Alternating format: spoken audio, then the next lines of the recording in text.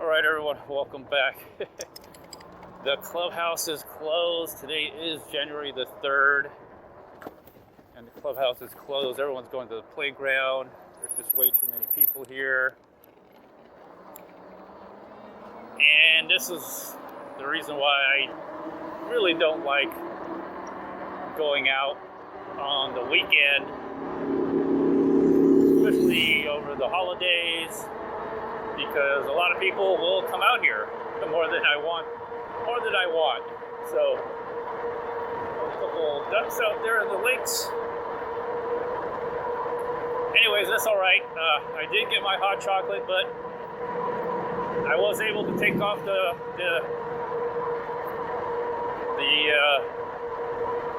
jacket, I guess, my fleece jacket. So this is much better what I have on now.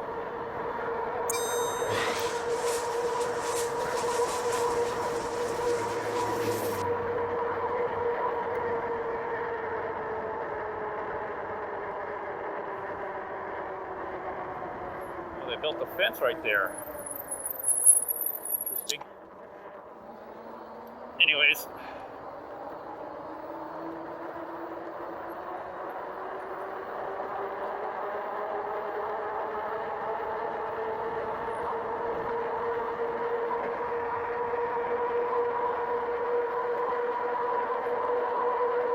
So, I didn't get any hot chocolate. I wanted to use the bathroom, wasn't able to do that either. That area for me is like a rest point on my round trip. You know, the thing is, I ride the same, thing over and over.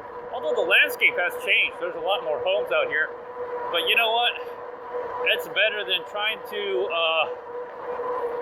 I guess, drive your car with your electric bike, going someplace, driving your car with your electric bike, and then riding your electric bike for the sole purpose of just riding your electric bike. That makes no sense to me. That never did. Now, if you're traveling, all right, and your main objective is to travel, and you take your electric bike with you, and when you get to your destination, you're also going to use your electric bike and enjoy the outdoors. That's different.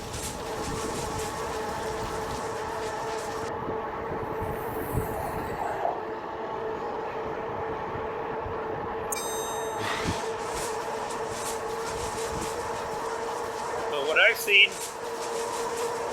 I've seen people do is literally drive for the sole purpose of riding their electric bike to these far-flung places for the sole purpose of riding the electric bike. That doesn't make a lot of sense. For me, anyway. If you happen to be someplace and you're on your way there and you take your electric bike with you, that's different. You're kind of taking advantage of the situation to ride your bike, but just for the sole purpose of riding your bike, you're going to get in your car.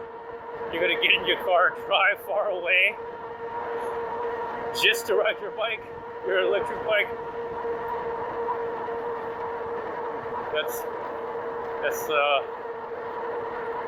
That's a little silly for me. All right, families are out. Everybody's out. Everybody's having fun today. Holiday. Still holidays, January 3rd. So yeah, but on that note, I do plan on my fantasy, okay? I'm fantasizing, I'm daydreaming. I don't know if I'm really gonna do this, but to get an RV and for traveling, multiple reasons, COVID-19, when I'm traveling, we get to be in a self-contained area. A lot of places are curbside pickup when it comes to eating, dining out, so it's nice that we don't have to drive back home to eat. You know, we can just pick up and that's if we're traveling. You know, pick up and eat at the RV. You know, self-contained. Don't have to use bathrooms or other public bathrooms or other people have touched and, you know, there's other reasons other than COVID, but, you know, COVID, flu, and plus other germs and stuff. So, and it's just a self-contained vehicle to get from point A to point B, whether it be local or long distance. That's my plan. Is it practical? I don't know. It's definitely, there's some benefits to it. Question is like, can I do it? You know, is it possible to do it? I'm sure it is. But I've considered the van life or RVing or full-timing RV, and the economics don't make sense. It just doesn't make sense. Van life or RV is a young person's game or an old person's game. If you have a family, it just doesn't make any sense. Does not make any sense whatsoever. You have a family, living in an RV is not very practical, not very economical either, in my opinion. I'm sure people do it, they're able to do it.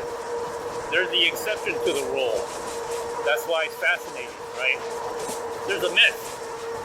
I believe there's a myth, and it's perpetuated by social media. The people who are successful in life, they are the exception to the rule.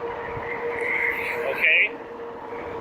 People who do van life with their family or by themselves full time, they are the exception to the rule. They are not. Okay, and I want to stress this. They are not. That is not the norm.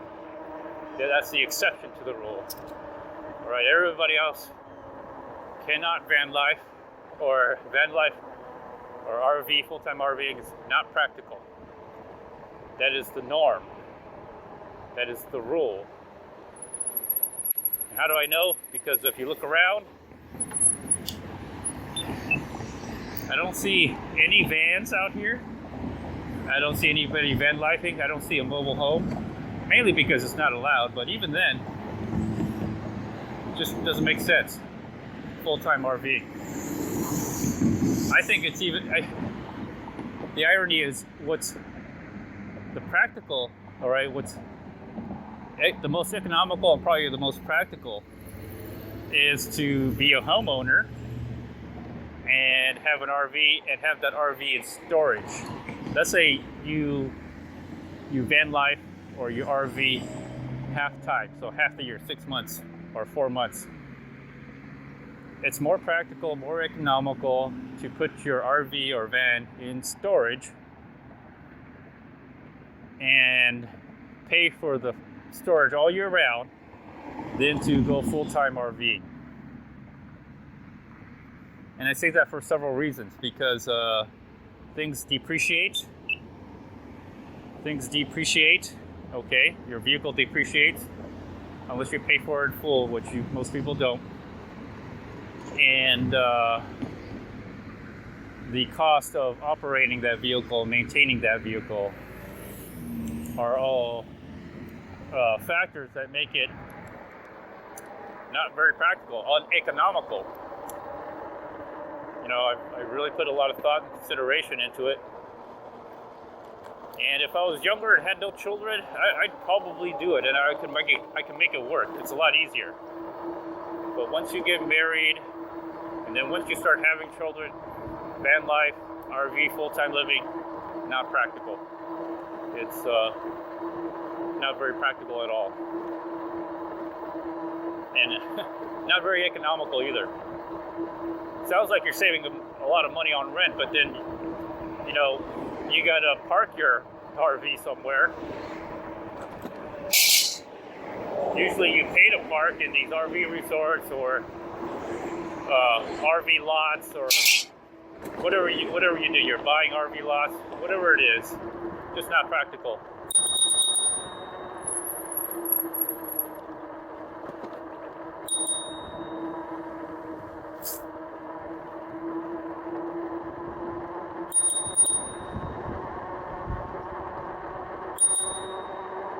Yeah, just very, very not practical at all.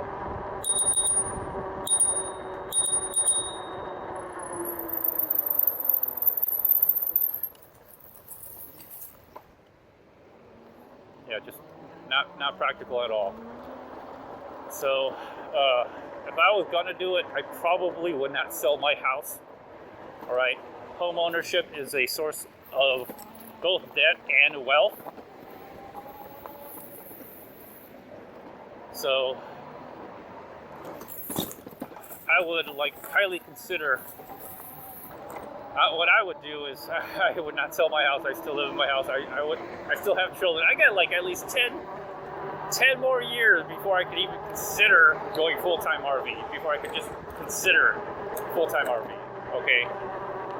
So I'm not in a rush, but I would sell my house, and I think it'd be more practical and far economical to just pay the storage fee for your RV. It's a lot less than paying an RV lot, like buying an RV lot. You still have HOA fees and everything, and all you have is your RV and maybe a small little bungalow or something. Some people actually even buy RV homes. Like the garage is huge. They have 3 or 4 garages, and they'll park their A-class, their fifth wheel, whatever, some big, huge RV in the garage, and then what's the point, right? You essentially just bought a home, and you're maybe you'll RV, maybe you're not, maybe not. I mean, you'll save money on the storage, but the cost of that specialized house is higher than if you just bought a house. So that's when I looked into all this stuff. There's a reason why.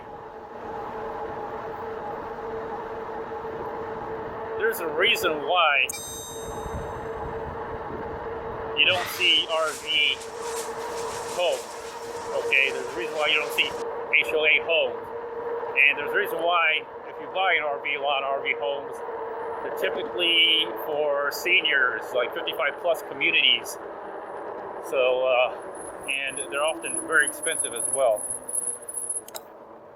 So they're also very expensive. So you have to have the money in the first place, and the point of doing it for a lot of people is to save money. So RV life, RV living, van life is an oxymoron. It's a paradox. It's irony. And it's a myth. It's a myth perpetuated by the exception, not the rule. In other words, the people who are successful doing it, they're the exception, or it's a myth. All right, they're perpetuating a myth because, again, they're probably profiting or making it into a business that allows them to do it. Otherwise, they couldn't do it. So it's a myth. It's a myth, and I'll give you an example. Like when I was younger, I guess I'm still young, but now that I'm married and I know the truth, there's a myth that single men and women, have more sex than married couples or people who have sexual partners, right? The myth is that you're single, so you can have sex with anybody, anytime. Yeah! But the reality is, since you're single, you have nobody to have sex with anybody or anytime. People who are actually couples, whether they're married, girlfriend, boyfriend, whatever, sexual partners, they have someone to have sex with at that time. And most often, they do. more times. They probably have more sex 1 billion times more than any single person. Any single person. All right. So, and that's a fact. All right. Now, unfortunately, I can't prove that fact. So how can I call it a fact? Well, just life experience. All right. Just life experience tells me that's a fact. So van life is similar to that. It's a myth. It's a misconception perpetuated by people who don't actually live a van life. All right, they perpetuate the myth, and they're making a living on perpetuating a myth, the misconception. You're the exception to the rule. That's all I have to say. So, if I ever do van life and I ride around on my electric bike, and who knows, in 10 years, maybe I'll still ride this. If the batteries and the life of any of my Rad Power bikes will last next 10 years or next 5 years, I don't know when. This is all hypothetical. Yeah, I'll take my Rad. The plan is to take my toys with me. My little kayak, my electric bicycles. That's why I'm considering the Coachman. I'm looking at the Coachman Crosstrek or Freelander or whatever it is, whatever's out there, something like that has that door in the back and a Murphy bed to give me that storage or toy hauler or hauling vehicle. So my plan is, yes, it's to justify it, I should say. Yes, it's an RV. Yes, it's a recreational vehicle, right? But I want to use it to haul stuff. I want to use it to travel locally and far away. It's a family vehicle for the purpose of self-contained vehicle for the pandemic. And it's also a utility vehicle that I can use it to move stuff, haul stuff. It's not 100% practical, but it's better than not using it at all, or barely using it. So I want to use it all the time. And my conclusion is the best way, the most practical, economical, unless, like where I live, I can't have an RV parked in my driveway or on my property. They don't allow it. Most HOAs, most communities don't. So that's another reality. So just pay the storage. It's probably anywhere from, I would say, $500 to $2,000, depending on the size of your vehicle. I think I would average about maybe $1,500 a year in storage for the vehicle. So that is way cheaper than buying an RV property. Then probably year-round going to one RV resort to another RV resort. The whole point of doing this is you're trying to save money, but you end up spending probably the same amount of money, right? And the people who are perpetuating the myth, the way they're making money is by perpetuating the myth and making a business out of van life and RV life. Without that, they probably couldn't do it. They'd probably have to get an apartment, get a job, and they wouldn't be any better. There would be no better situation than where most people are right now, which is, hand them out, right? Hand them out. So that's just my thoughts. So that's what I've thought about since I was young. I was like, yeah, I'll do this. I'll sleep in the car. I'll save money on rent, blah, blah, blah. But, you have to be practical. You have to be economical. There's pros and cons to this. And for me, that's my happy medium. That's my happy medium, my plan.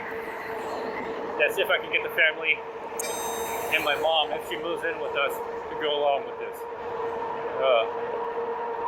But yeah, just stop.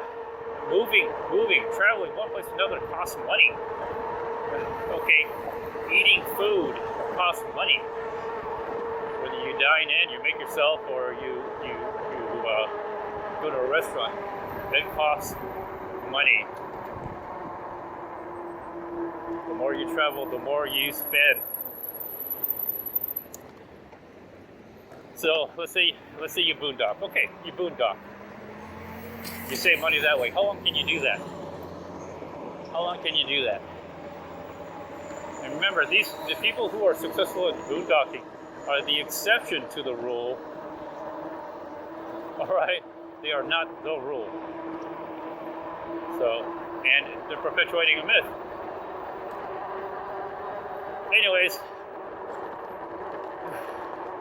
I'm just ranting now. But I sure enjoyed the bike ride. I didn't get my hot chocolate. I did not get my hot chocolate. But I do want to do it because, unfortunately, and this ties in back to my back pain, I think I'm getting old. I think I'm getting old.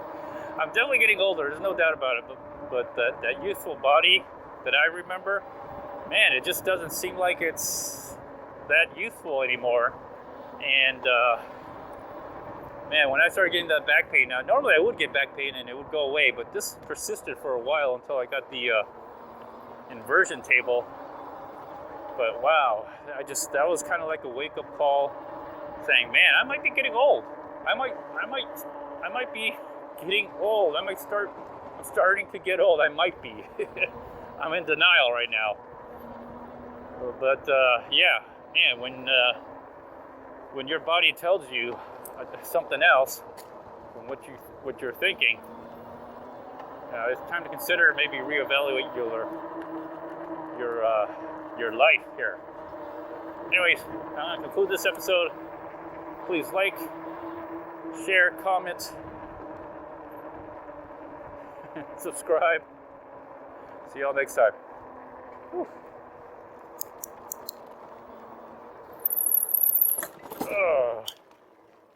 All right, coming in hot. I'm gonna throttle it. Throttle. Use that Crampbuster to get me into the wheel choke. Come on. Oh, did it. It was a little rough.